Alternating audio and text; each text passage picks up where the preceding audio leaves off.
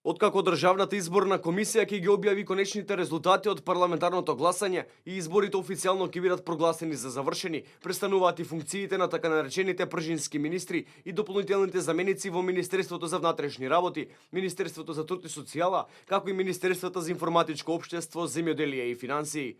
За техничките министри од редовите на СДСМ Оливер Спасовски и Фросина Ременски, како и замениците во финансии Кире Наумов, во земјоделие Љупчо Николовски и Александар Кирацовски од Министерството за информатичко општество, денеска е последен работен ден, бидејќи нивниот мандат завршува кога ДИК ќе го достави извештајот за резултатите од изборите до собранието. Од функциите си заминуваат и Диме Спасов од труд и социјала, како и Оливер Андонов кој ја вршеше функцијата дополнителен заменик министер во МВР. До изборот на новата влада на место на Спасовски во МВР на министерското столче ќе седне заменикот Агим Нухиу од редовите на ДУИ, додека пак досегашниот заменик министер за труд и социјала Ибрахим Ибрахими ќе го води ова министерство на место на досегашниот технички министер Фросина Ременски. Заедно со Оливер Спасовски заминуваат и сите началници на секторите за внатрешни работи, меѓу кои Стојан Чевеличковик, началникот на СВР Куманово, во чиј дом по налог на јавното обвинителство се вршеше претрес под сомнение за учество во изборни нерегуларности. Покрај овие началници се заминуваат и сите функционери во полицијата поставени од Спасовски, кои имаат решенија кои важат до завршувањето на изборите.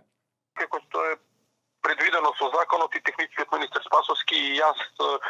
со конечните резултати прогласени од Државната изборна комисија заминуваме од своите позиции и начело на министерството доаѓа заменик министерот Агим Нухиу, кој ќе раководи со министерството, но во рамките на техничките активности кои до формирањето на новата влада мора да ги извршува Министерството за внатрешни работи во рамки на своите редовни обврски. Сите оние кадри кои Оливер Спасовски ги постави по однос на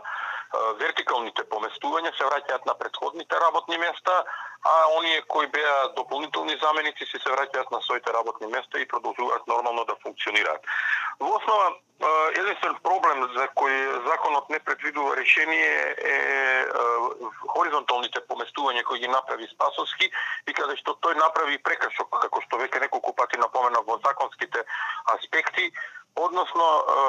не во решенијата кои им ги даде на луѓето не предвиде дека тие треба да се вратат назад во определен рок. Андонов додава дека овој проблем со хоризонталните поместувања во МВР ќе биде дополнителна задача за новиот министер за внатрешни работи по составувањето на владата.